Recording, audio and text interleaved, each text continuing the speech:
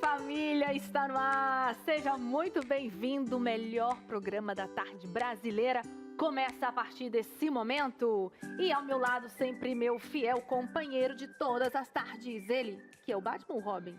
Fica aí. Sou o Cris. Não sou Batman, nem Robin, nem nada. Que meu filho, às vezes eu quero comparar ele a alguma coisa, assim, um personagem. Brincar. Ele, então. não, mamãe, eu sou o Otto. O Otto, tá certo. Que é autêntico. Com certeza, você é o Otto, nada de Batman, de Robin, nada. Eu sou o Cris mesmo, é isso aí. Sabe aquele negócio, é o que tem pra hoje? É o que...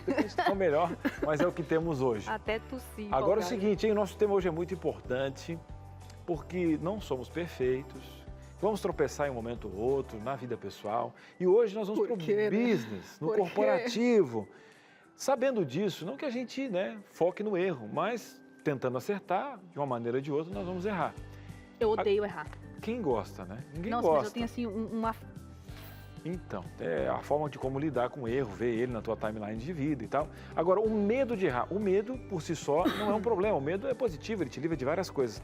Agora, quando o medo é impeditivo de algo, e principalmente, pode ser de arriscar, de evoluir no de evoluir, de se posicionar, Então, você pode ter medo de várias questões. Porque errar, você vai fazer um projeto, vai dar uma ideia, o posicionamento, a forma de você se enxergar dentro da empresa.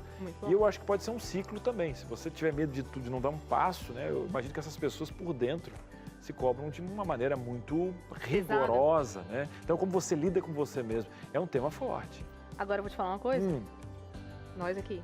Nós. Cá entre nós. É nós. A gente, se tiver medo de errar aqui, aí a gente pode pedir demissão, porque a gente... Além de estar com você aí do outro lado da telinha, milhares de brasileiros, se a gente errar aqui, o erro vai estar para todo mundo ver. E para ampliar, a nossa chefe... tem aqui, tem gente na África nos acompanhando, tem gente na Europa, verdade, online. Verdade. E outra, para começar, é o seguinte, aqui os nossos chefes também estão nos vendo. A nossa chefe está aqui. A chefe está aqui, a Ana está no ouvido, tem os nossos parentes. Tem as pessoas que não gostam do Cris, estão torcendo para que erre, Tem torcida pro erro. Vai errar. Não errei, pronto. E se errei, tropecei, tô aprendendo aqui, tamo junto. É que realmente isso dá muito frio na barriga, eu acho que, falando mais especificamente da brincadeira que eu fiz aqui, Então, assim, tem temas que a gente vai discutir e eu venho com muito frio na barriga, assim. É aquele medo de uma palavra colocada no lugar errado, E que algumas pessoas possam se ofender.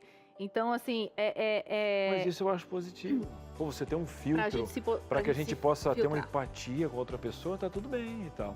Agora, esse medo é impeditivo do quê? Será que ele não é um bloqueio para te lembrar? Dentro do, falando assim do mindset da programação, será que você já não é um filtro positivo para você poder pensar em um vocabulário que seja uma proteção para a emissora, para você, para os telespectadores? Você viu que uma boa nesse medo é positivo. Agora, quando ele é impeditivo, aí eu acredito que ele está te impedindo de algo. A pessoa, olha, eu tenho medo de sair para a rua. Nossa, você vive bem com esse medo? A pessoa tem uma crença limitante de que sim. Mas imagina, a pessoa que não consegue sair de casa tem que tratar esse medo, Claro que eu fui uma questão bem esdrúxula aqui, mas e às vezes até esse medo de arriscar, ir um pouco mais, avançar um pouco mais em algumas frentes. Às vezes a gente perde por... ficar acariciando esse medo e não conseguir fazer uma coisa mais desafiadora, talvez. Nós vamos para o intervalo agora, mas tem gente que camufla o erro, já viu ou não? Eu nem queria mesmo. Não, olha, para quem tem esse cargo aqui, esse cargo é só estresse. Medo de pegar o cargo, sabe que é capaz, mas se embrulha em uma crença limitante. É autossabotagem. Esse é o nosso tema de hoje. Para isso, nós temos aqui no nosso estúdio uma consultora empresarial. Então, não perde não, o Entre Família só está começando. Muito bem, estamos de volta aqui na TV Novo Tempo, é o Entre Família falando desse tema maravilhoso, que é o medo de errar no trabalho. No bloco anterior, a gente criou todo esse cenário e você pode até ficar com medo, mas calma que nós fomos atrás de uma heroína que vai nos ajudar nessa causa. Estamos recebendo aqui no nosso estúdio a Ana Portugal, ela que é psicóloga, consultora, coach empresarial e especialista em saúde mental nas organizações. Então, tudo isso que a gente falou na abertura, elas devem estar assim, me aguarde. Deixa comigo. Quem está conosco, Ana Portugal. Obrigada, querida, por mais uma vez aqui receber o nosso chamado. Seja bem-vinda ao nosso Entre Família. É um prazer estar aqui com vocês falando de um tema que todos nós conhecemos, Nossa, por favor, se alguém não passa por isso, manda aqui depois nos recadinhos aqui na nossa interação, porque eu estou curiosa para poder saber quem é essa pessoa. Ana, seja bem-vinda, boa tarde para você. Eu queria que a gente tecemos ali algumas reflexões, né? Mas vamos do começo. Por que esse medo de errar? É uma coisa inerente ao ser humano, ok? Ou são outros traumas, ou são outras questões? Uhum. Na base, o medo de errar, ele protege a gente, né? Então, o medo, ele tem um fator de proteção, de dizer, olha, tem uma situação perigosa aqui, né? Então, o instinto nosso interno diz, ó, alerta, fique atento, vai começar o programa e a gente tem que se comportar. Às vezes a gente não se comporta, mas tudo bem. E aí, isso é importante, porque, como vocês disseram, a gente se prepara para isso. Quanto mais importância eu dou para um tema, mais eu me preparo. O problema é quando isso me paralisa. Então, quando o medo, ele vem numa função paralisante, me impede de seguir adiante, me impede, por exemplo, de dar passos importantes na minha carreira, de levantar a mão proativamente para participar de projetos, de experimentar coisas novas. Essa é uma questão que a gente vai travando. O medo pode estar associado à questão de, se eu erro, eu tenho uma morte social. Então, assim, eu vou ser aniquilada profissionalmente caso eu cometa um erro.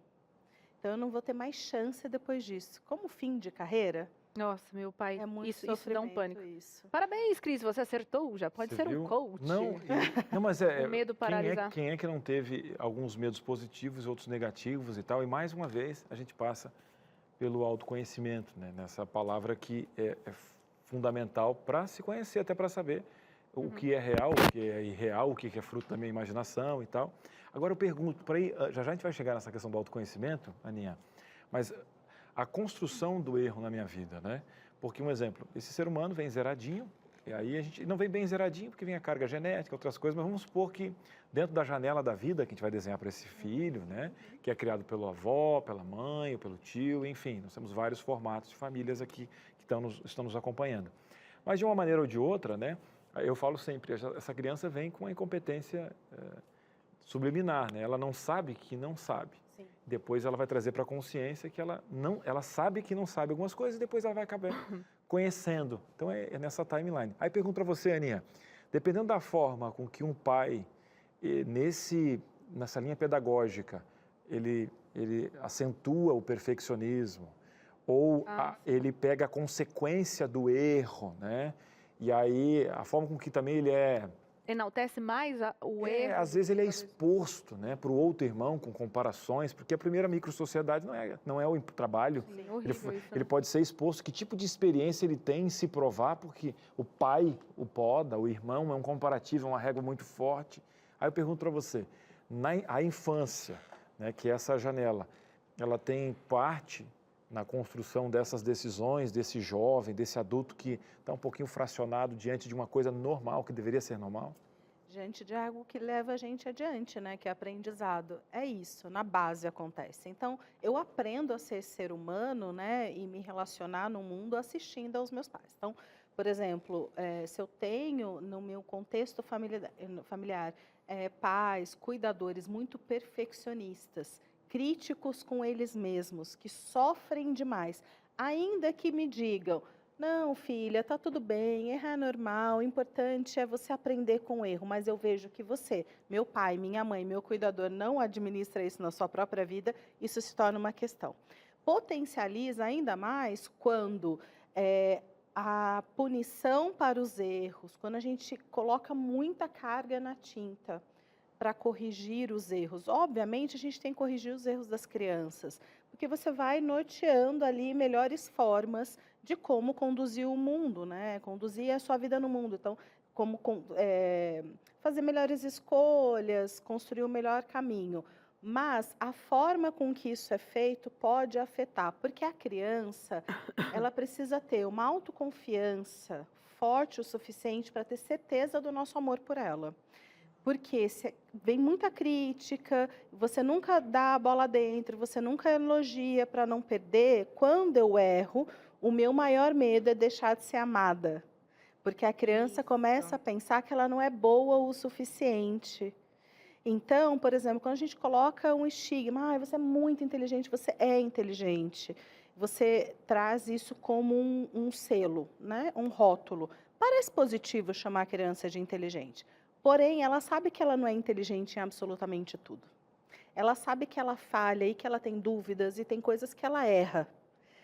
Lá, inconscientemente, pode startar um processo assim, meu Deus, se os meus pais me descobrem, eu posso ter um problema. Porque eles me amam por eu...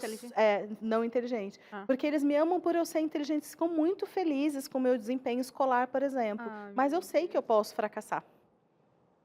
Então, quando eu associo a esse rótulo, por isso que a gente usa estado, você tem tido resultados muito bons. Estou satisfeito com o seu esforço, com o seu desempenho escolar. Olha, você tem estado muito animado, muito divertido, você tem tido sacadas muito legais. Mas não muito bagunceiro, Aninha, muito organizado. Você não é mentiroso, você está mentindo. Isso. E Deus faz isso conosco biblicamente, né? Deus separa o pecado do pecador. E isso faz uma diferença gritante, porque temos pessoas que são abraçadas nos estereótipos que foram colocados. Você é mentirosa. Olha, você é muito falha. Nossa, você não vai dar certo no teu trabalho. Né? E meu pai, ele teve assim, 90% de acerto na minha vida. E até foi ele que me desenhou essa janela. Esse é o João, 90% o senhor ganhou hoje. Ele foi muito, porque alguém da escolaridade dele desenhar algo, eu num lar assim, sem estrutura nenhuma, que eu poderia trabalhar em rádio, eu vinha de um bairro super simples, e ele foi... Aí eu digo, mas eu lembro, só para você ver o quanto que algumas coisas não desenhadas, eu na frente de um campo para jogar bola, meu pai, o apelido dele era Massaroca, jogava muito futebol, era um cara que era conhecido por ser um jogador. Aí, sabe o que aconteceu? Ele na beira de um campo perguntaram, ei, Massaroca, você vai dar para jogar? Ele disse, rapaz, eu acho que esse aí para futebol não vai dar não. Eu ia entrar no campo para jogar bola para ele, para mostrar para ele. Até hoje eu não gosto tanto de campo de futebol, me dou bem em quadra. E eu estava perguntando onde é que eu tenho esse medo de entrar no campo de futebol que tem grama, assim, não, sabe? Olha o quanto que a construção do medo naquele campo. Só que meu pai me ama, ainda ele é um cara que... Ali ele fez um desenho, porque o meu pai até não queria que eu fosse tanto para futebol, para estudar. Nossa, seu olhinho até brilhou. Para estudar. Só que, claro, 90% do restante foi a construção dele, se enxerga, você é isso, eu quero você... Mas eu não esqueci algo que tem mais de 30 anos. Que não foi tão grave, meu pai é amoroso. Eu estou te dizendo que existem coisas profundas que a gente tem que analisar, desse medo do trabalho. Mas eu digo assim, já a doutora está aqui, porque não é uma causa perdida. Não vai ser um comentário. E você chegou assim. Agora tem jeito, né, doutora? Claro que tem. É muito legal a Ana pontuar isso, porque é difícil policiar, Ana, quando os nossos filhos fazem as coisas legais. A gente fica tão empolgada, eu posso, né, falando de mim, eu fico muito empolgada. E quando eu vejo, eu já falei, já anoteci, já joguei lá pra cima.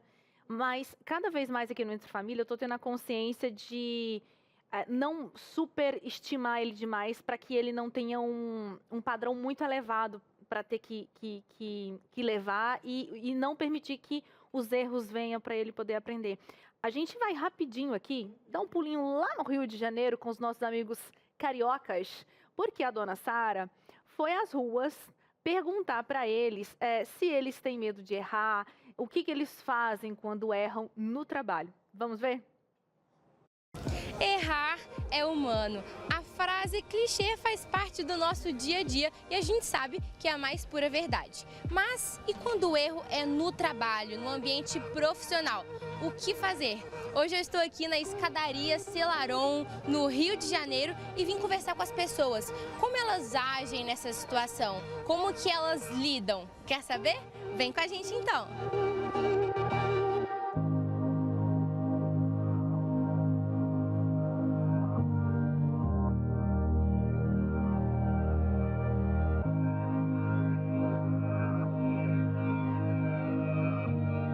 Anderson, já cometeu algum erro no trabalho? Ah, vários. Já. Também já. Já, normal, todo mundo comete. Não, graças a Deus a gente não é perfeito, mas a gente tenta fazer o melhor que a gente pode. Então, aí nunca aconteceu uma situação de algum erro e ter que consertar? Não, até hoje, graças, não, ainda não. Espero que não, também. Sim, vários, muitos.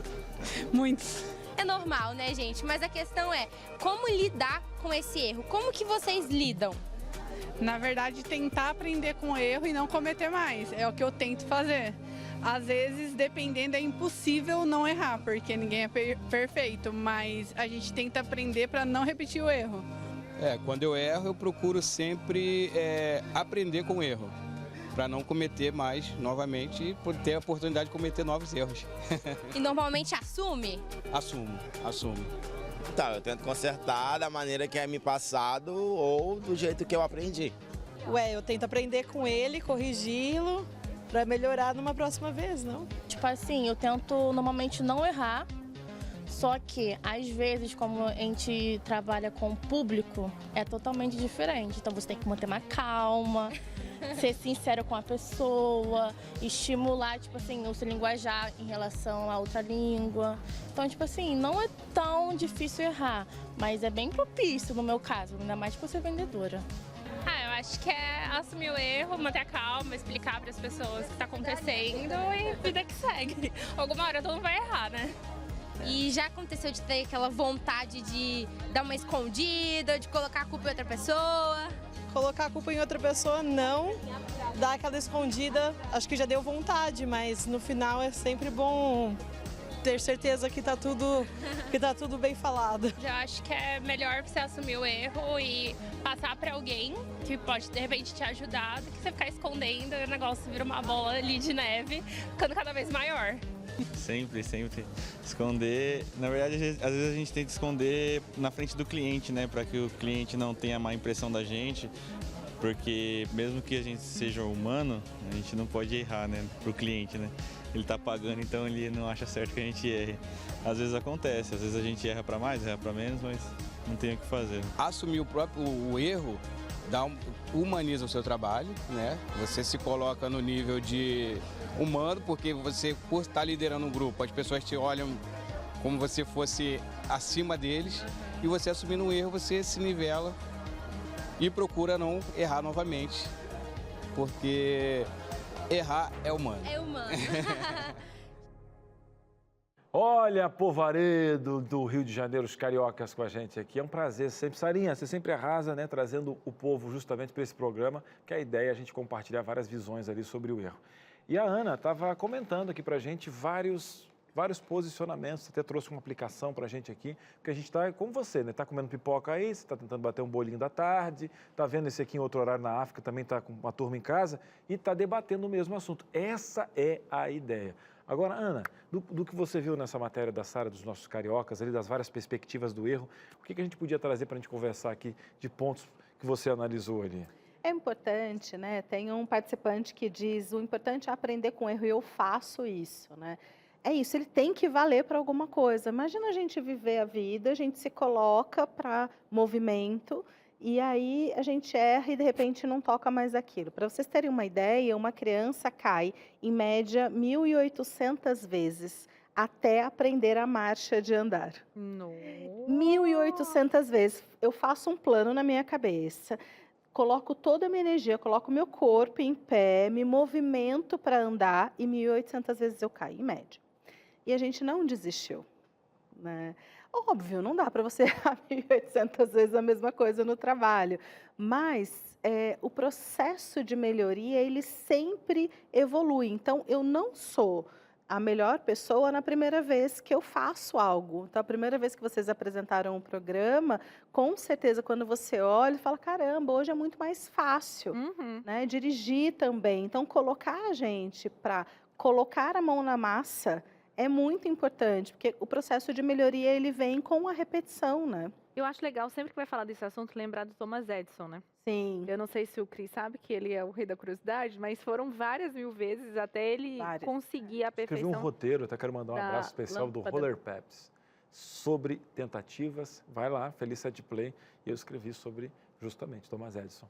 E por falar, Feliz Set Play é uma plataforma de filmes e séries totalmente gratuita, R$0, zero custo. Você tem uma plataforma lá, a lá Netflix, totalmente de graça. Fica aí, hashtag a dica. Ana, sobre essa questão de ter que errar para poder acertar. Eu vou fazer uma outra pergunta. Eu ia fazer uma, vou fazer a outra. O que eu quero saber para você é quando o erro se torna, assim, então, um sinal de alerta para o profissional. Porque até agora a gente falou que é importante a gente passar por esses processos de erros para poder aprender e entender que a vida é um processo até que a gente pega jeito naquela atividade, naquela coisa e tal. O benefício, né? E a parte do benefício. Agora, quando que é um sinal de alerta? Sinal de alerta é quando eu estou patologizando o medo. Então, assim, crises de ansiedade, movimentos que me impedem de seguir adiante.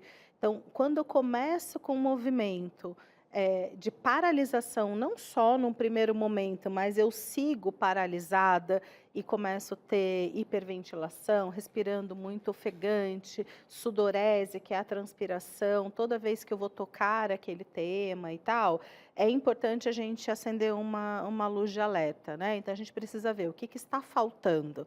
Autoconfiança, está faltando formação, está faltando orientação de quem sabe fazer, porque quando a gente excede no medo e aquilo nos toma conta, a pessoa começa a relatar coisas, eu não durmo mais, mesmo quando eu sonho com um trabalho, e em geral, quando eu sonho com um trabalho, eu estou fazendo algo errado, né? Então eu tenho pesadelos de que aquilo que eu fui fazer, aquela apresentação que eu fui fazer, dá tudo errado, eu tenho branco. Vocês já sonharam época de vestibular, prova, que a gente está fazendo a prova e dá um branco? Ixi, eu vivo sonhando. Vivo sonhando é muito com coisa ruim, de escola, né? Que eu não consegui entregar. Perdeu prazo. Ai, que sonho horrível. Assim, É horrível. Eu chego para a prova, eu não estudei para a prova. Vamos fazer o seguinte, olha, não me dê um branco, a gente vai para um intervalo agora. Eu sei que você está aí, né, gostando do programa, colocando mais farinha. Eu sei que a sua participação está importante. Já vai ter uma dinâmica aqui para a gente poder aproveitar um pouquinho mais da Ana aqui, que criou para a gente já um pano de fundo, a gente já está entendendo a questão, né, do erro como parte do aprendizado, aí a questão patológica envolvida, né, nessa questão paralisante. E teremos mais algumas minúcias e esperança para você que talvez teve um medo acarinhado dentro do seu coração, como que terapeuticamente você pode resolver, como depois de adulto você pode se livrar de uma criança que não foi abraçada lá na infância. A gente faz uma pequena pausa, vai para o intervalo e volta já já. Entre Família está de volta. Que bom que você está aqui juntinho da gente, aprendendo coisas para lá de super interessantes com a nossa especialista, a Ana. O medo de errar no trabalho. Quem nunca, né? Quem nunca passou por essa situação? A gente já desenhou aqui algumas coisas, falando igual o Cris, né? Desenhar. Já desenhamos aqui algumas coisas que, assim, trabalha junto, a gente pega o jeito de falar da outra pessoa. Eu vi até você fazendo cariocas. Gostei, eu vi, ó. Eu não sabia que você fazia, mas é verdade, você faz mesmo, né? Não estava lembrando. E agora a gente vai chamar uma pessoa para integrar essa nossa conversa. Ele é executivo de comunicação e imprensa, é o Rodrigo Bernardino. E ele tem uma empresa de comunicação e ele firmou ali, né, uma cultura de desenvolvimento no trabalho para os funcionários que estimula sempre estar envolvido e em desenvolvimento. E a gente quer tentar entender como que ele trabalha isso, né, a questão do medo ali nos funcionários dele. Rodrigo, você me escuta? Boa tarde, seja bem-vindo. Boa tarde, tudo bem com vocês? Zaene, Cris, né, e a doutora Ana, estou ouvindo vocês sim. Tudo bem, graças a Deus. Só aquela tosse de sempre, de mudança de estação. Rodrigo, então conta para mim sobre essa cultura de desenvolvimento que você fez aí junto dos seus funcionários. Como que funciona? Como é que você percebeu isso e falou, vou inovar aqui?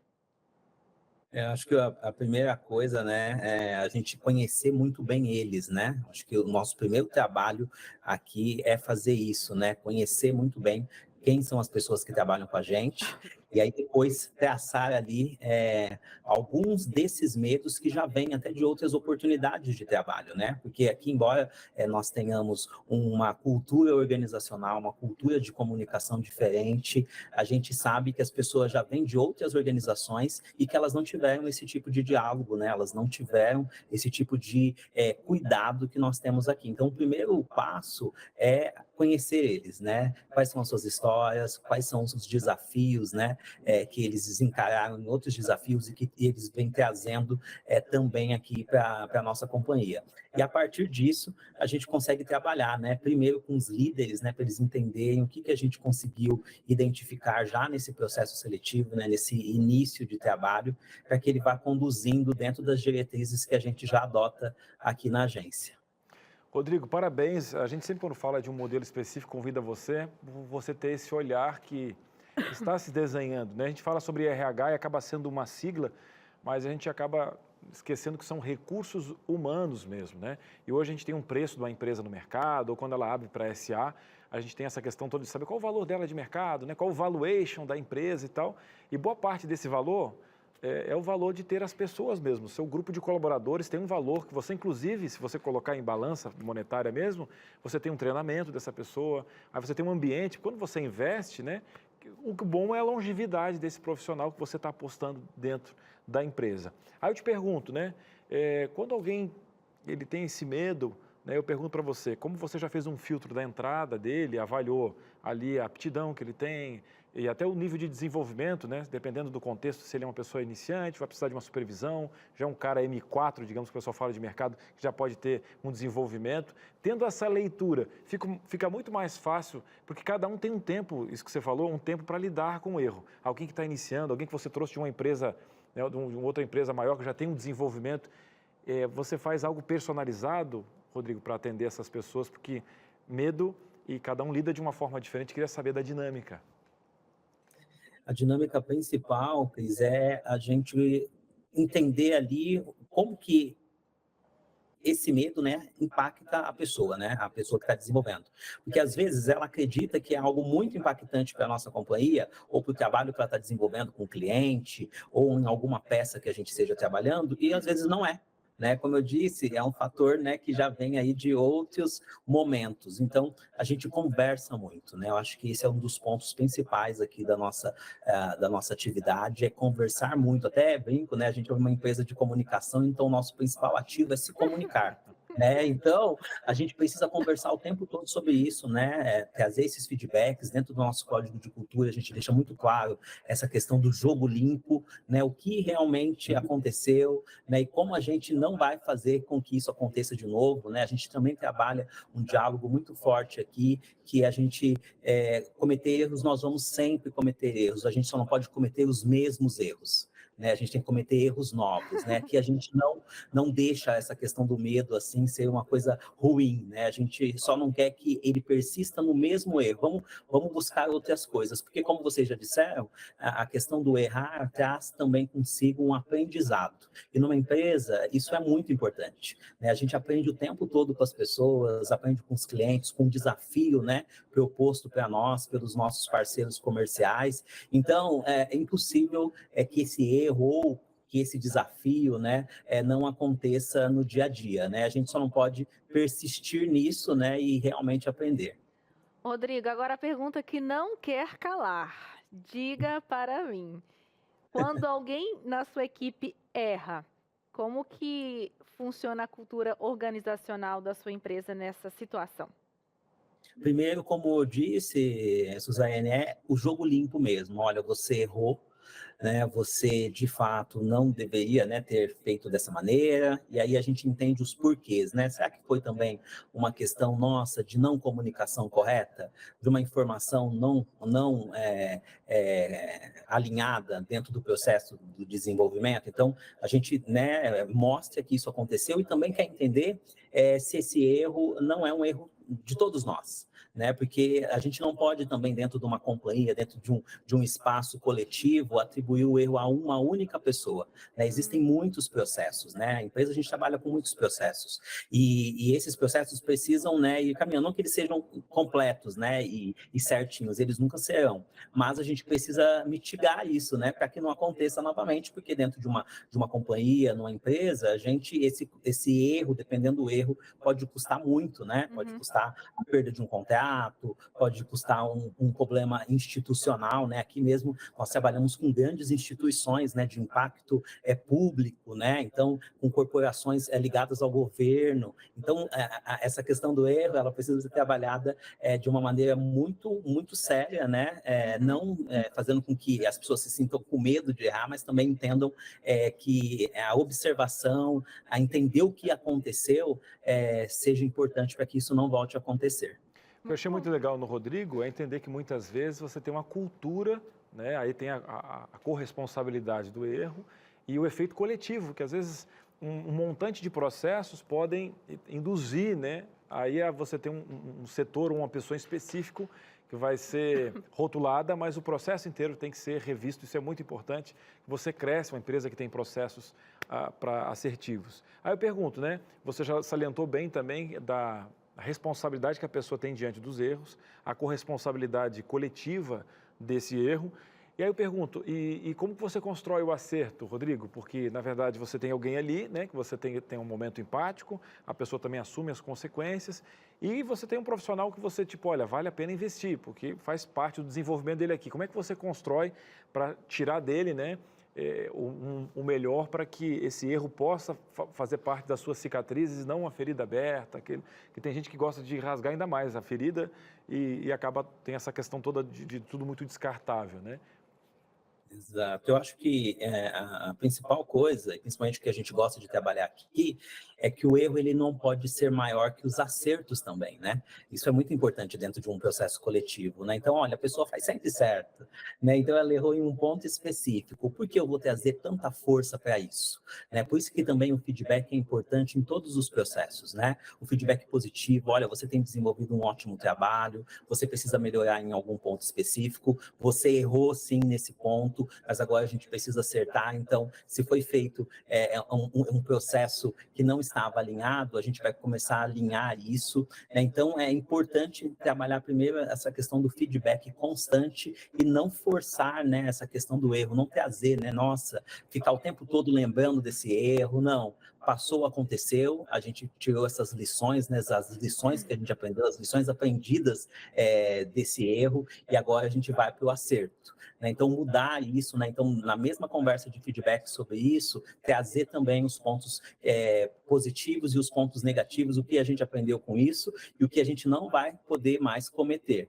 Né? Então, trazer essa linguagem também, porque o mais importante, né, dentro do nosso processo, principalmente de comunicação, é a linguagem que a gente traz para essas conversas muito difíceis, né? Porque a pessoa já errou, ela sabe, né? É difícil, ela está ali preocupada, né? Então, vem o gestor, né?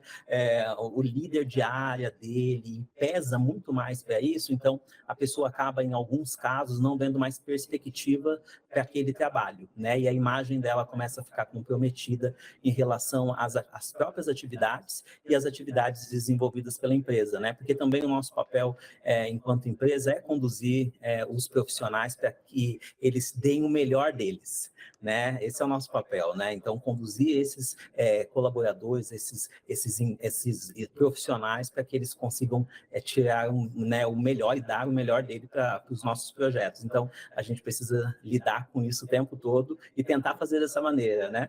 Talvez não seja a mais correta, né? Porque não existe a mais correta, existe a que dá para fazer naquele momento. Muito bem. Rodrigo, é sempre um prazer conversar com você, é sempre um prazer você também abrir o seu processo para instigar outras pessoas a construir essa visão.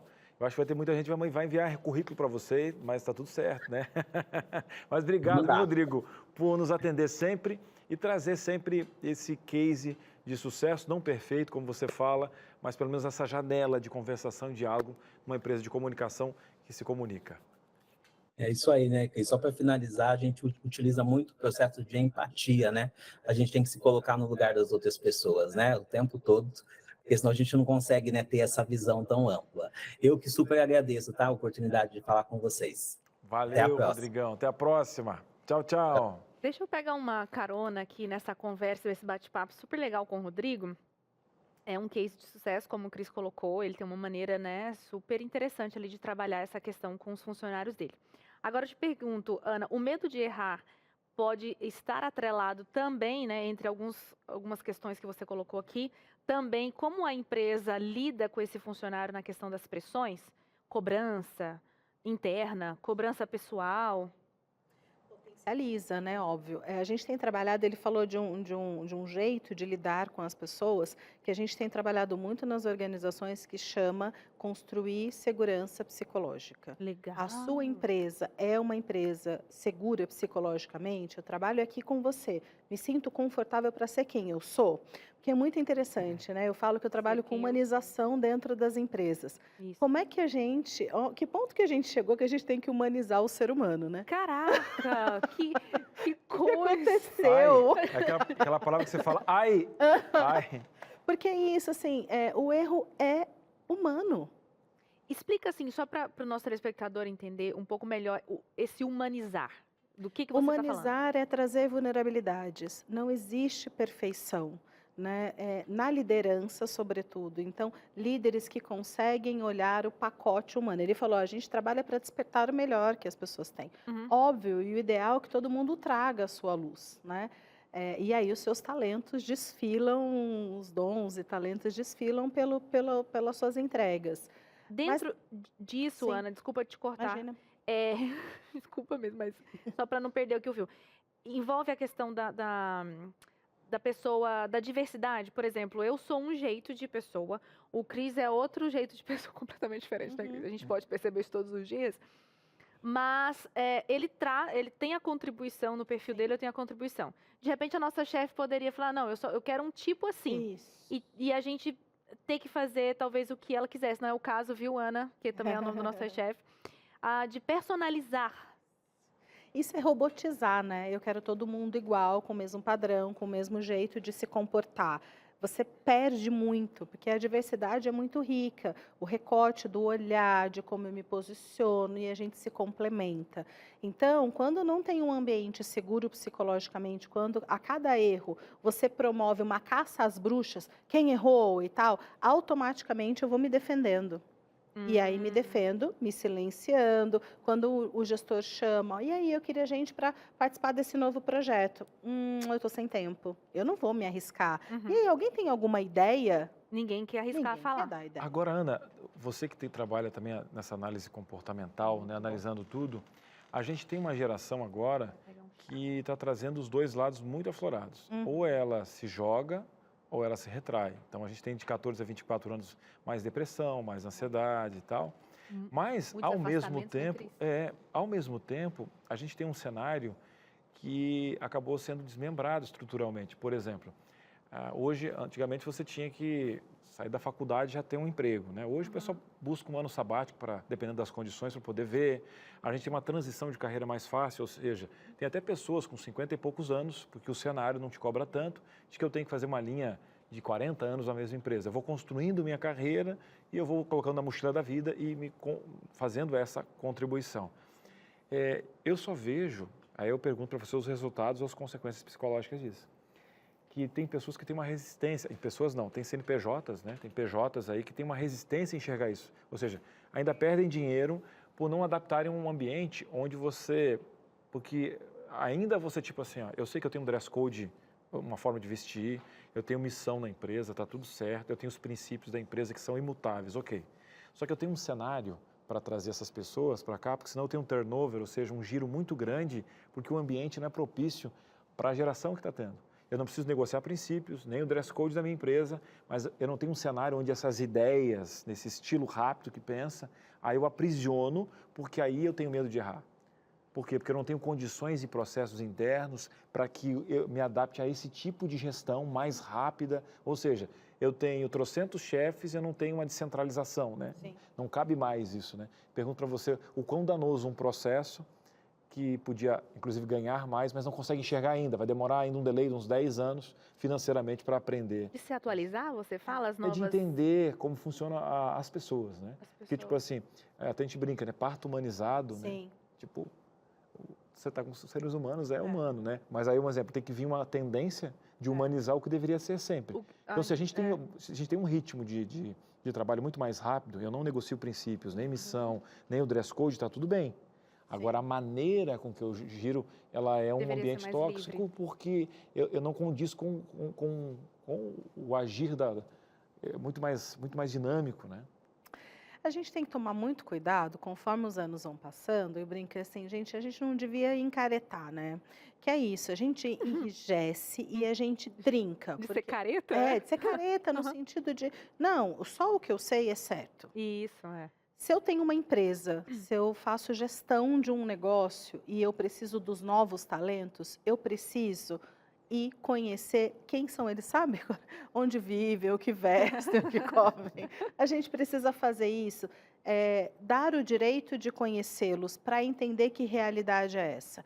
Como é que eu desperto o melhor de cada um?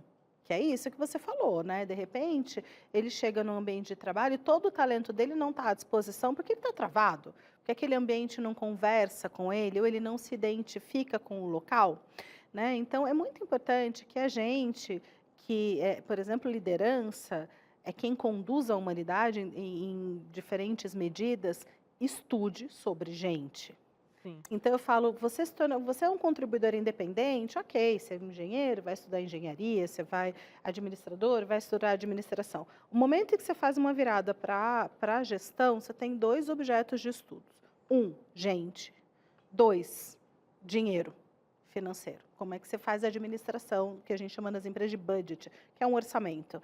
Então, assim, não tem escapatório, eu tenho que entender de gente. Ah, mas eu não gosto. Então, cara, liderança não dá, porque é isso. Como que a gente humaniza as empresas? É isso, reconhecendo que tem gente ali dentro. E você falou de budget, o capital humano é um budget. É um budget. É o maior. É o maior que você tem, né? Até você entender. Agora você pega grandes empresas, nossa, que frufru esse negócio de ter um atendimento psicológico. Eu disse, cara, o afastamento, não estou falando, vamos tirar a questão humana, vamos pegar aqui puro dinheiro, capitalismo. Sim. Mas você vai perder. Se você não tiver um ambiente que você possa expelir ideias, não é amolecer processo, nada. Não. É entrega, né? A entrega é legal, Prazo, nada, tudo certinho. O dress code, a forma de vestir na empresa, a missão, o DNA. Mas se você não investir nesse capital humano, você vai... O que você não consegue mensurar, né? Você não consegue medir, você não consegue melhorar. Se você não tiver alguém de humanas para poder dizer assim, olha, a gente precisa disso, olha... Às vezes até aqui a gente tem um grêmio muito bacana, né? Que o pessoal sai para atividades e tal. O quanto que um grêmio, por exemplo, pode deixar um ambiente de trabalho melhor para facilitar a boa atuação, né? Empresas investem em campeonatos de futebol. Porque a melhor coisa da vida é trabalhar motivado, né? Isso não significa que todos os dias serão perfeitos, mas se você tem a motivação de estar ali naquela empresa todos os dias, os dois ganham, né? Ganha a pessoa em saúde mental e ganha a empresa de ter alguém que vai estar ali, né? Pela eu vou te fazer empresa. uma pergunta, né? A gente vai para o intervalo agora. Mas alguém que, cara, traga o teu salário em dia, tá tudo certo, isso é obrigação. Mas no restante, cara, eu tenho preocupação familiar com você. Eu tenho um grêmio que vai te atender para também entender que você precisa dar uma espairada na cabeça e tal. Aí quando eu te puxar a orelha, e dependendo da forma que eu vou te cobrar, poxa... Tudo bem. Você tem até satisfação, né? Daquela pessoa que vem você... de alguém que quer o melhor, né? Então, tipo, eu criei uma linha comportamental. De alguém que tem crédito. Alguém que tem crédito. Alguém que tem crédito comigo. Então, a gente fala de saldo bancário emocional. Se você tem crédito comigo e você faz um saque, me dá um feedback que é construtivo, mas me dói, porque a gente não gosta, né, de ouvir críticas... Mas você tem crédito comigo, tudo bem. Gostei, o duro é quando Ana. você não tem nenhum crédito. Tenho eu crédito contigo? Eu quero perguntar agora, Tem, Ana, Cris? só porque a gente atrasou um pouquinho, não tenho crédito com você, pernambucana? Fugiu da Não minha. tenho? A Ana disse que o Cris tem 0 crédito. Eu queria saber se eu tenho crédito com o Cris. Mas ele não vai responder isso. Quem sabe, vou ver o que ele me responde aqui no particular e depois eu te conto. Tá todo mundo no vermelho. Cris tá zerado, vai ter que parcelar aí, vai ter que parcelar com a nossa diretora. A gente vai pro intervalo e finalmente no próximo bloco vamos ver aqui, 4 maneiras práticas de perder o medo no trabalho. Então não saia daí. Eita, povo bonito, de feio já basta eu, estamos aqui de volta no intervalo. Feliz da vida de estar falando para você perder esse medo ou até mesmo normalizar essa questão do processo. Não que você vá em busca do erro, não, vai em busca do acerto, vai em busca da verdade, né? Mas se acontecer, lide com empatia com você mesmo. Agora, Cris, tem umas dicas práticas da Ana, nossa psicóloga, essa coach que trabalha com tanta gente? É claro que sim. A gente vai dar agora 4 pilares aí para você perder o medo no trabalho, né, de algumas questões específicas. Ana, mais uma vez, obrigado por ter aceito o nosso convite. Está muito gostoso o nosso papo, né? Eu estou aprendendo bastante, tenho certeza que o povo de casa também. 4 maneiras práticas de perder o medo no trabalho. A gente passa quanto tempo no trabalho? Se viver com medo. É o que eu falo com meu filho, né? Olha, se você tiver medo de algumas coisas na escola, não tem que tratar esse medo, poxa, né? Tá arrastando esse medo para debaixo da asa, que a gente fala. Primeiro passo aqui, então. Eu acho que foi o que a gente construiu durante o programa, está construindo essa narrativa, de entender que nesse processo você vai encontrar o erro. Eu não vou em busca do erro, né, Ana? Sim. Mas em algum momento a minha imperfeição vai aparecer porque eu tenho que melhorá-lo, né? É isso, entender que errar é humano porque errar é humano. É isso, é exatamente essa humanização das relações. Então, acolher a minha parte humana é importante. Então, já entendi isso. Agora, o lance é, reconheço rápido. Quanto mais rápido eu reconheço que errei e que preciso corrigir, mais rápido eu faço a mudança, gero aprendizado e sigo para a próxima etapa. O importante é não ficar ali, sabe, velando o erro e aí fica sem dormir, aí passa meses com feedback negativo que eu recebi dentro da empresa. O lance é, ok, entendi o que eu não sabia, agora eu sei, o que eu faço com isso? E às vezes tem gente que finge que não sabe, né? Esses dias eu fiz até uma reflexão, que eu disse assim, olha, o pior é ver a barata ou não ver a barata? Nossa. Porque, tipo assim, né? Se você se você não viu, você não sabe onde está e pode estar, inclusive, debaixo do cobertor, na sua cama e tal. Ver a barata também é algo, não é gostoso. Não, ninguém gosta. Mas, olha, saber que eu tenho uma barata é melhor. Porque se dar de frente com o erro não é fácil, porque a gente está aqui, você que é psicóloga, tem muito enredo emocional, histórias, feridas envolvendo isso. Mas é melhor ver do que fingir, né, Ana? Porque quanto mais consciência, por exemplo, quando eu não vejo, eu estou no escuro, eu não faço gestão sobre aquilo. A partir do momento em que eu vejo, eu consigo fazer gestão. Então, a conscientização, ela tem uma riqueza muito importante por isso. Porque eu coloco a mão, eu analiso, eu levo para um colega pensar, você está vendo? O que aconteceu aqui? O que você acha? Onde é que foi o erro do processo? Então, a gente constrói junto uma narrativa de aprendizado para o erro. Bom demais. Você viu, hein? Primeira dica para você já foi com o pé na porta. E dói, tá? Trazer luz para algumas coisas, porque a luz, assim, ó, até você se acostumar, mas a luz é o caminho, a verdade lhe dá. E aí você vai se não consegue ver, tem profissionais para te ajudar com autoconhecimento, que já a gente vai acrescentar também no nosso tema. Segundo passo, depois que você entendeu que é um processo normal, é entender que um erro não é suficiente para ser demitido, né? Aí vai depender também do volume, mas assim, entender que se você tiver um gestor que saiba da normalidade dentro do contexto normal, não é caso para demissão também, né? É isso, assim, os erros honestos, né? A gente está fazendo esse recorte. Construindo diante algo genuíno aqui, né? Exato, erro, pisei na bola. Então, tem graus, né? Quando a gente atende médico, por exemplo, piloto de avião, assim, o que tem na construção, não posso errar.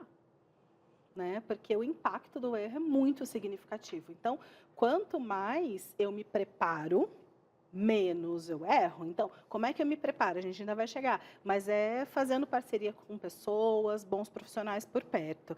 Então, assim, não obrigatoriamente você vai ser demitido no primeiro erro, na primeira falha, né? O Rodrigo tinha falado no bloco anterior. Então, a gente precisa entender, porque às vezes o profissional pensa, meu Deus, errei e coloquei tudo a perder. Né? A gente vê idoso quando mexe na internet, eles acham que clicando em algum ponto vai destruir o computador. Você fala, calma, não, é só voltar, né? É só reconfigurar. Então, preciso ir conversar com pessoas que eu confio. Então, qual é o impacto desse erro? Agora, cometi um erro de impacto estratosférico, né? O Rodrigo mesmo falou, qual é a importância da empresa nesse lugar? Porque deveria estar nas minhas mãos. Eu tinha nível de maturidade para assumir algo que é tão representativo e que para a produtividade de uma empresa, por exemplo? Aí você falou sobre nível de maturidade. Mais uma vez vem o autoconhecimento. Tem até uma frase que é desses filmes de super-herói, mas existe um pouquinho de verdade nesse conceito, que é grandes poderes, né, grandes responsabilidades, né? E às vezes em empresa, quanto mais alto, mais sozinho, ou seja, mais responsabilidade você vai ter diante dos outros. Você vai ter uma estrutura coletiva, talvez a pessoa que te delegou também não fez uma leitura sobre maturidade, ou muitas vezes você achou que poderia, vai fazer um erro grave e vai ter que assumir uma responsabilidade grave, mesmo que não seja por vontade, mas o erro, às vezes, pode fazer com que você perca o emprego, desde que você saiba porque eu sei que do ônus de você ganhar mais, de você supervisionar uma grande empresa ou entregar um grande produto, está tudo bem. Só que diante desse job description, ou seja, da minha descrição do que eu faço, do lado tem responsabilidade. Estar ciente da tarefa que eu vou fazer e segurar essa onda, ver se eu tenho psicológico para isso também, né, Ana?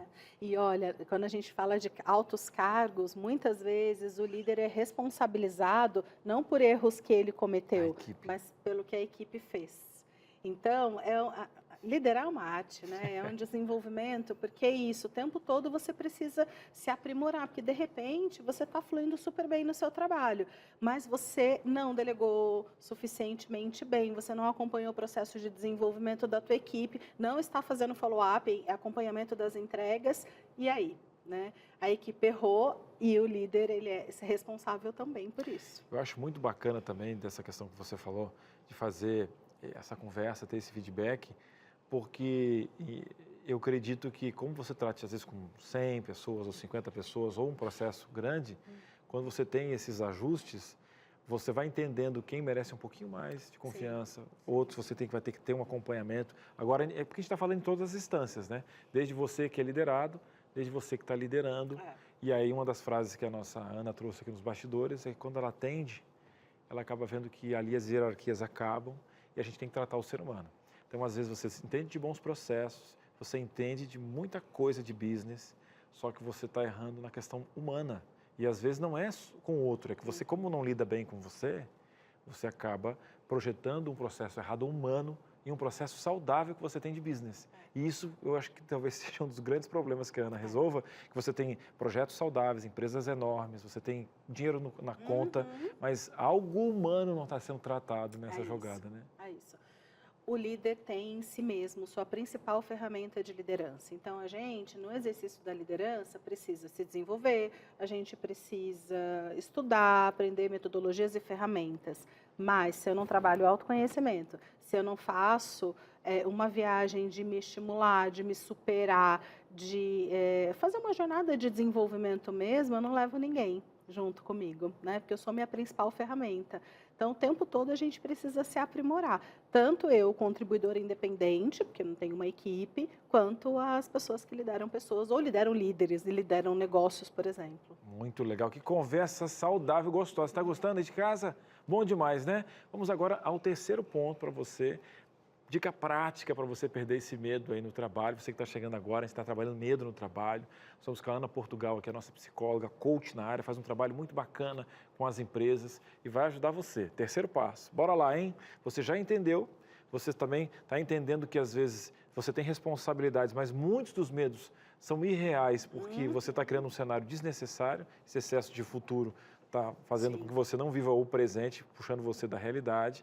Aí você tem que se desafiar com metas simples. Aí eu pergunto para você, um grande sonho, uma grande jornada, eu tenho micrometas, eu tenho que comemorar também cada pontinho, celebrar. Eu pergunto para você sobre esse desafio, e também tem pessoas que querem as coisas, ou seja, aquele negócio, né, quer ser bailarina, mas não quer ter os dedinhos, né, cortados ali e tal. Entender os processos, as metas simples, como é que funciona essa questão? Por que isso me ajudaria a perder o medo, Ana? Porque uma vez que você fatia as entregas, então vamos pensar no processo, nas empresas as pessoas pedem muito isso, preciso aprender a falar em público, porque eu não consigo conduzir uma apresentação, tenho muita timidez, ou muita trava, fico muito nervoso e tal.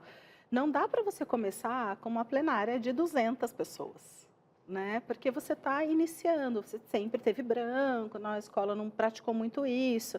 Então começa com grupos pequenos, ambientes mais seguros, e aí você se experimenta. Na verdade, a gente começa, inclusive, falando por espelho, né? E depois você se filma, depois você chama pessoas confiáveis, né? Então, eu quero aprender o idioma, não dá para eu sair e chamar um americano nativo, por exemplo, para começar a falar. Eu preciso ir aos poucos, construindo uma fala e vou, a partir das pequenas metas, vendo o que eu posso. Porque se eu já estou com medo de errar, eu coloco uma meta surreal, que eu sei que ainda não estou preparada para atender, eu reforço a crença de que eu não sei fazer aquilo, que aquilo não é para mim. Só que não é isso que não é para você, né? Você está dando um passo maior que a perna, então, beleza. Qual a próxima etapa? Qual o próximo desafio? É desafiador, mas não é uma coisa que me paralisa, né? Para que eu preciso? O que pode dar errado aqui? Falo com quem? Né? Então, tenho colegas, amigos, referências no tema que podem me apoiar nisso. Então, rede de apoio. né? Buscar parcerias onde a gente cresce, se desenvolve coletivamente. Gente que torce pela gente, que dá os feedbacks quando a gente precisa, né? De, tô achando que você está indo super bem. Ou, putz, aqui não, precisa fazer um ajuste, né? E aí você vai recebendo dicas e vai trilhando o caminho para, enfim, chegar lá no objetivo que você deseja. Pronto. A Ana, de uma forma bem pedagógica, falou para você do caminho, né? Não é impedir os seus sonhos, mas é viabilizar através de processos, a leitura do que você precisa de ferramentas para isso, esse ajuste, esse crescimento e também saborear o processo, o caminho, porque, né, quando você coloca lá, talvez demore um tempo, você perdeu 3 anos de comemorar algumas coisas que são as micrometas e microvitórias que você vai ter nesse caminho. 3 pontos, vamos aqui, já está o desespero do medo construído nesse rapaz aqui que vai perder agora, porque ele está aprendendo junto conosco aqui, e é invista em qualificações, ou seja, muitas das coisas aí a nossa psicóloga vai falar para a gente, existem várias costuras para você tirar a ansiedade de alguém, mas a gente tem algumas questões que são irreais, né? Você sabe fazer isso, você não sabe fazer isso. Aí você traz para a questão lógica, agora o que você precisa para conseguir isso, que o medo é desqualificação e tal, que muitas vezes, a gente falando de hard skill e soft skill, sim, você vai ter que induzir esse paciente a ter um olhar de vida nas skills da soft, ou às vezes nas qualificações. Hard skill, o que você precisa mesmo? O que uma faculdade, um curso técnico pode te dar de segurança para tirar esse ato, esse medo que tem? O quanto a qualificação pode te dar uma segurança nesse olhar de medo, hein, Ana?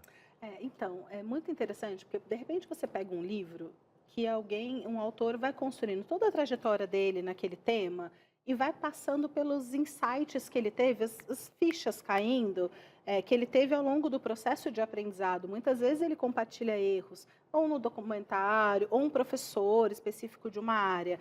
Então, você tem concentrado ali uma série de dicas de coisas que você não precisa viver para aprender. Então, quanto mais a gente se desenvolve, busca livro, vídeos, professores, pessoas. Quanto mais eu busco trazer informações sobre a área do meu desenvolvimento de pessoas que eu admiro e considero, mais caem as fichas e eu consigo me desenvolver. Porque é assim, então tá, se eu for por esse caminho, tem chance de dar esse erro, eu não preciso para esse caminho para descobrir esse aprendizado. Outra pessoa já passou por mim. Então, tem uma beleza nisso. Aprender com os erros dos outros. Agora, Aninha, para a gente finalizar aqui esse momento, quase sempre essa jornada aqui, a pessoa até vai fugindo de uma qualificação, mas ela é tão boa que o processo te empurra para o abismo ou perder aquela vaquinha que você está colocando, né? Aí eu pergunto para você, quando você é empurrado nesse sentido, né? Analisando a resiliência, a antifragilidade, ela só ocorre quando você sai dessa zona de conforto. Então, ou seja, não é tão gostoso passar por esse momento de enfrentar os medos. Não. Mas eu pergunto, o resultado, aí tem pessoas que vão, né, resistir, vão construir e ainda vão se manter, vão dar aquele down e vão voltar. E tem pessoas que com esse erro vão ter antifragilidade, ou seja, quanto mais você apanha do processo, como a massa de pão, né, que é o desenho da antifragilidade, pergunto para você, o quão necessário são os medos para que a gente possa superá-los, então a superação seja um crescimento para esses 2 processos que eu falei. Ele pode ser um impulsionador, né? É isso mesmo. Então, tenho consciência. Gente, estou com medo, tenho um frio na barriga. É algo importante para mim. Então, eu posso trilhar o meu caminho. A Brené Brown, que tem o livro A Coragem de Ser Imperfeito, que eu adoro ela de paixão, ela traz assim, gente, eu tenho respeito por quem está na arena, com o rosto sujo, lá no meio da lama, que é isso, sair da minha zona de conforto e estou aqui na jornada de desenvolvimento. Então, de repente, eu cometo falhas e rapidamente ajusto e sigo. Agora, quem está na arquibancada só fazendo julgamento, não dá, né? Então, você fica apontando o dedo, mas você não desce aqui para trilhar a jornada. Então, o lance é, o que vai fazer você ter mais orgulho de você, na sua vida? Às vezes em que você se atirou, e tropeçou e seguiu adiante, ou às vezes em que você ficou sentado em berço esplêndido, reclamando e apontando o dedo para as pessoas que estão ali se jogando na vida, né? O que faz com que você fortaleça a sua confiança em você? A gente tem muito orgulho da gente, Cris, depois que a gente se desafia e aí você fala, caramba, Eu sou capaz. eu fiz, eu consegui. Então, se eu conseguir isso, eu consigo os próximos. É muito gostoso esse sentimento. Muito gostoso. Já a gente vai falar sobre isso, o quão necessário são essas superações, porque você entende, o teu subconsciente entende que é possível. E o quanto você joga isso para todas as outras, né? Melhorar o casamento, melhorar a vida espiritual. E não é fácil a vida espiritual, né? O processo de santificação, não de perfeição, né? Porque tem gente que pega a Bíblia e distorce. Mas santificação, né? Em busca com Deus e tal. E Deus quer você amplo em todas as áreas, né? Você fisicamente, espiritualmente, psicologicamente. A gente vai fazer uma pequena pausa e volta já, pegando essa questão do trabalho e jogando para todas as outras áreas. Um breve intervalo e a gente volta já, não sai daí. Entre Família está de volta. Hoje estamos aqui falando sobre o medo de errar no trabalho e isso bate na questão dos sentimentos. Para você que está acompanhando o programa desde o comecinho, você viu que a nossa especialista colocou ali a questão do medo na sua forma mais ampla, né? Muito provavelmente alguma coisa ligada com a nossa infância, né? Um sentimento que está por trás do medo. E essa questão de sentimento é muito interessante, né, gente? A gente vai cavando ali, vai tirando algumas camadas e cada vez mais a gente vai compreendendo quem nós somos. Mas muitas vezes a gente se depara com uma ansiedade, com uma depressão, que são doenças por alguns assim dizer, né, da modernidade, mas que existem há tanto tempo, só que hoje a gente tem uma compreensão muito maior, mas ainda assim é tabu. Então eu tenho para você aqui uma revista que vai mudar a sua perspectiva de como você enxerga a sua saúde emocional, como que você enxerga os seus sentimentos. E é claro que aqui também nessa revista está abordando ansiedade e depressão, né? Eu estou aqui fazendo a propaganda e tenho que entregar esse conteúdo para você. Então a nossa especialista, a doutora Rosana Alves, neurocientista, que escreveu esse material aqui para a gente, ela listou alguns fatores para você entender o que é ansiedade, como lidar com esse fator emocional. E uma coisa que eu acho muito legal é que ela coloca aqui sobre a depressão de uma doença que tem cura. É possível. Quer saber como? Então você pega agora o seu telefone, você pode ligar no DDD 12 21 27 31 21. Esse é o telefone que você fala com o nosso atendimento aqui. Ou então, de uma maneira mais prática, você pega o WhatsApp, esse que está passando nesse momento. O DDD é o mesmo e o telefone é o 98244 4449. É tão simples, né? Seu celular deve estar aí, né? Geralmente, olha aqui, ó, tá vendo? O celular anda com a gente o tempo todo. Então, ó, faça esse movimento. Pegue o seu telefone, vai lá, já adiciona aqui em contatos, ó, 012 98244, vou fazer junto com você. Pegou? Ok. 4449. Adiciona o número, ó, ele já tem adicionado, tá aqui, ó. Coloquei NT, de novo tempo, guia de estudos. Pá, adicionei. Abre o WhatsApp, vai lá inscrever, escreve assim, ó. Oi, quero receber a revista Sentimentos. Foi? Pegou? Se você não recebeu ainda, daqui a pouco chega um link aí para você. Nesse link você vai preencher o seu nome, o seu cadastro, para fazer o seu cadastro e o seu endereço, né? Claro que a gente tem que saber onde você mora para poder mandar essa revista para você. E aí, dentro em breve, chega. Tem mais algumas coisinhas para você preencher, é muito simples. Se eu não estiver enganada, são só 3 passos, muito simples para você preencher esse linkzinho que vai chegar para você. Não se preocupa, não é vírus, tá tudo certo, tudo muito bem criptografado aqui, os seus dados estão seguros. E a revista vai chegar na sua casa. E mais uma coisa que eu vou destacar para você é a seguinte.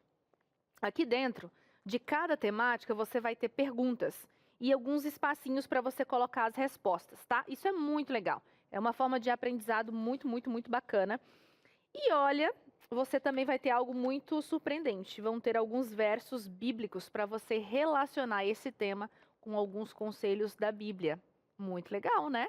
Você vai aprender de uma forma holística, né?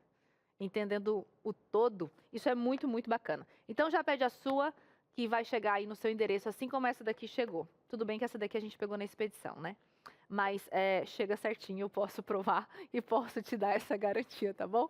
Vamos lá voltar para a nossa discussão do tema de hoje?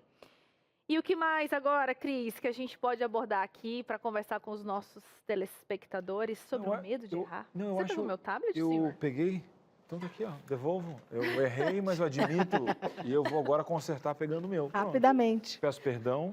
Mas como né? como a gente tem crédito, eu acho, um com o outro, não tem esse medo, né, de errar. A gente...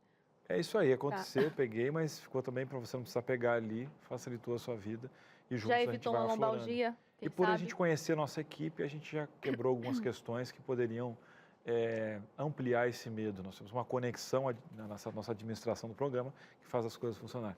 Agora, brincadeiras à Nossa, parte... gente, eu vou sair de casa, desculpa essas tosses, mas às vezes não dá para segurar. Então, você perdoe o áudio É às a vezes. síndrome da tosse de cachorro, faz parte.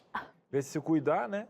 Aí fica comendo picolé, ar-condicionado, Mas eu sou faz parte. sensível, A gente, sensível. de uma maneira assim muito carinhosa, tá pesteada aqui. Mas vamos fazer o seguinte, vamos colocar na tela a sua Vou até beber uma participação, água que depois a dessa. síndrome do cachorro aqui da tosse está vindo. De forma anônima.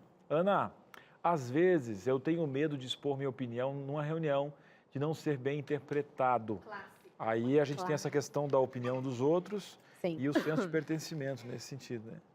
E aí? A pergunta é, que ambiente é esse que você está trabalhando, né? Você se sente seguro? A gente está vendo que não. Mas você não se sente seguro porque esse é um padrão de comportamento seu. Em geral, você tem um nível de criticidade muito alto com você. Só emitiria minha opinião se fosse uma ideia brilhante. Então, você guarda. Ou então, de fato, é um ambiente tóxico, mais agressivo. Caberia conversar com o gestor, né? Tendo uma relação, olha, eu estou meio inibido, meio inibida para colocar as minhas opiniões. Às vezes eu tenho boas ideias e fico guardando, de repente alguém fala e essa pessoa é até elogiada lá no meio da reunião, né? Então, de repente, conversar com o gestor para que ele estimule isso ao longo das reuniões, colegas de trabalho, né? Formas de falar. Eu gosto muito quando a gente está com uma ideia e compartilha, convidando o outro a pensar, falando assim, gente, eu estou pensando aqui agora, né, sobre esse tema e tive essa ideia XYZ, o que vocês acham? Diferente de acho que tem que fazer isso, nananana. Quando você coloca em tom de pergunta, chamando o outro para refletir, estou aqui pensando agora, né? Elaborando, vocês disseram isso e eu estou com isso aqui na minha cabeça, o que vocês acham? De repente fica mais suave de você, apresenta a sua opinião e abre a perspectiva de que você ainda não tem uma ideia fechada sobre o assunto. É uma boa possibilidade de participação. Além disso, rede, né? As outras pessoas do ambiente de trabalho também não emitem opinião, aí a gente está falando de uma coisa sistêmica. Ou todo mundo consegue, fica confortável, só eu que não, é uma questão que eu preciso ajustar. Nossa, é difícil, né, realmente arriscar, assim, para sugerir questões, principalmente quando essas questões são mais polêmicas, né? Acho que numa reunião de criatividade ainda é mais ok, cada um vai falando uma coisa que a gente chama de brainstorm. Mas a gente fala umas coisas aleatórias, mas de aleatoricidade em aleatoricidade, a gente chega aleatoriedade, não é aleatoricidade. Muito obrigada, senhora diretora. Agora, quando tem uma pessoa que inibe isso, aí eu acho que mata qualquer possibilidade de criatividade que minimamente existe dentro da gente. Isso. Mas vamos lá, Ana Portugal. O medo, ele é humanizado no sentido de... Eu tenho que levar em consideração os perfis diferentes das pessoas. Sim. Tem o mais extrovertido, mais introvertido e outras classificações mais. Mas basicamente esse tipo de pessoa. Então, para vai ser um pouco mais difícil lidar do que o outro. Um vai se expor mais do que o outro e tal. Eu tenho que levar em consideração a minha personalidade nessa hora para não ter uma alta cobrança também, assim, acima das minhas capacidades. Sim, então a gente tem a diferença entre o introvertido e o extrovertido que não tem a ver com timidez. Esse é um erro que as pessoas fazem com muita frequência. Então, o introvertido é aquele que capta a informação do ambiente, processa dentro dele, ele se reabastece em pensamento. Então, termina uma semana exausta, ele quer ir ficar em silêncio na casa dele. É bem assim, né? Se plugar na tomada. O extrovertido aprende falando. É assim. É desse jeito. E aí você tá no cinema com o extrovertido, ele fala, você viu a tal coisa? Gente, claro que vi, todos os dois estão na mesma tela. Então, o extrovertido, ele aprende falando, ele troca muito energia com o público. Numa semana exausta, ele quer fazer happy hour à noite para relaxar. Exato. Essa é a diferença. Por que ninguém entende? Agora, timidez é autocensura. Timidez é autocensura. Então, quanto mais tímido, mais autocrítica eu sou. Então, tem gente que é extrovertido, tem necessidade da troca, do aprendizado, mas se trava no contato social. Agora, Ana, pegando essa voltar questão isso, toda, eu preciso processar. a nossa Suzy, ela estava costurando o medo em uma área talvez que possa ter ou não. Ou seja, o introvertido e o extrovertido, que é uma maneira de lidar com a vida, eu posso ter medo como não ter. Sim. Agora, na timidez, a probabilidade é muito alta.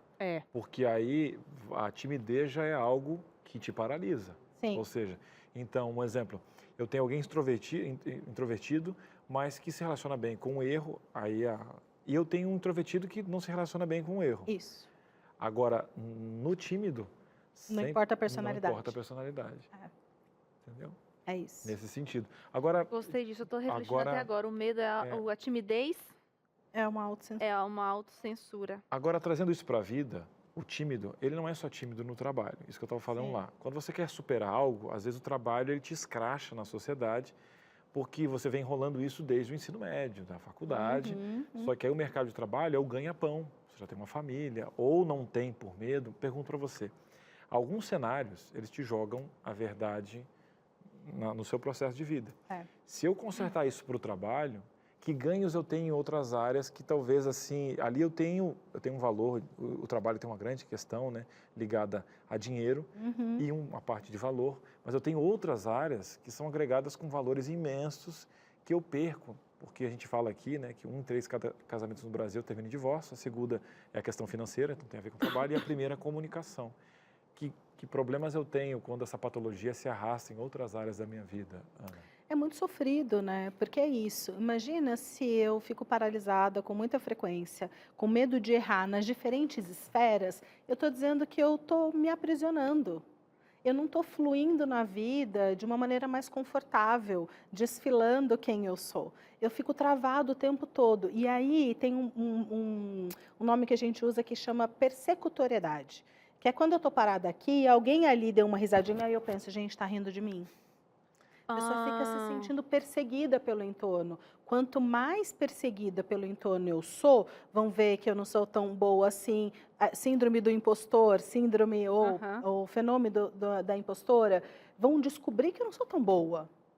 Né? Então eu vou me aprisionando. Só que quando eu me aprisiono, eu evito errar. Sim, me protejo disso, mas também não transpareçam os meus dons. Também não mostro para vocês o meu potencial. No momento em que eu travo tudo.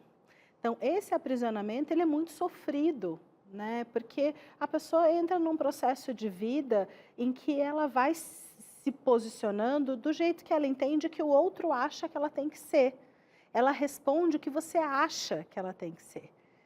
E aí vai perdendo a autenticidade. A autenticidade. Perder quem a gente é um sofrimento psíquico de maior profundidade. Porque é desconexão com a essência. Então, às vezes, no consultório, chega a gente e fala assim, eu falo, o que você precisa? A pessoa fala, eu preciso voltar para casa. Estou longe de mim, me perdi no meio do caminho, não sei quando. Né?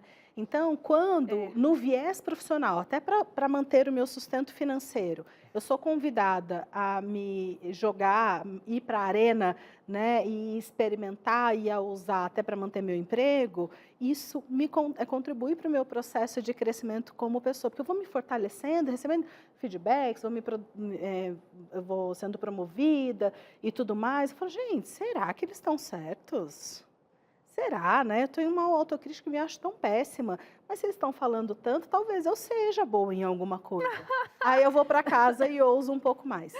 Né? Ai, Ana Portugal, o que está acontecendo comigo neste momento? Eu peguei um trabalho para fazer e eu só fiz porque a pessoa me indicou. Porque eu tava assim, gente, não é para mim. Mas ela me indicou, então alguma coisa deve acontecer aqui. Ela deve ter credibilidade junto a você. Você fala, gente, se ela está falando que eu posso, eu posso. Sabe quem é que não tem credibilidade? A diretora, que já pediu para ela fazer 1 minuto para ela finalizar o programa, foi fazer um comentário da vida dela, faltando segundos para terminar. Eu digo, como é que tu vai ter crédito nesse Brasil aqui? Ana, obrigado, viu? Não ouça ela ali, que faz parte, deixa ela tossir. Obrigado por ter vindo. Imagina, é sempre uma aula ter você aqui. Um grande abraço. Muito obrigada. Obrigada a você, Ana, mais uma vez. E tá aqui, ó, Ana Portugal DH, lá no Instagram, para você seguir. O Entre Família termina por aqui, com muitas reflexões. Obrigada pela sua companhia, pela sua interação. Então, te agradeço demais. E a gente sempre vai estar aqui com muito carinho, de segunda a sexta, 2h30 da tarde, sempre ao vivo, tá? Então, muito obrigada e não se esqueça do nosso encontro diário, toda semana. Já tá falando que é programa semanal, tá aí, ó. O Chapolin vai ser dizer semanal. assim, a cada semana, né? Passarmos a semana juntos. Eu entendi. Essas coisas aí. Às vezes a pessoa salienta Tu algo... me cobrou o tempo, ainda falta um minuto. Deixa você prefere ter 30 segundos e não despedir das pessoas que a gente mais ama, que é o nosso telespectador? Vai, 30 e como você sabia que ela seria sucinta agora? Você prefere correr riscos? Meu Deus, cara. Tá aqui comigo todos os dias. Não, é verdade. Não, ela sabe que eu vou segurar ela, é diferente. Vou pegar ela pelo pescoço, vou terminar, mas aí você joga a batata quente pro teu colega de trabalho. Nós estamos aqui todos Faz parte. Mas vai, isso. Peça, vai. Mas eu amo estar com a Suzane. Gosto.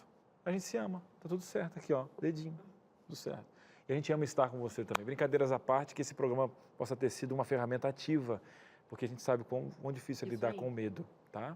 Ninguém está minimizando aqui, mas mostrando um caminho. É aqui o Canal da Esperança. Um beijo para você, que Deus abençoe a sua jornada. A gente se encontra aqui, de segunda a sexta, Suzane. Isso aí, às 2h30. Beijo. Até a próxima. Tchau.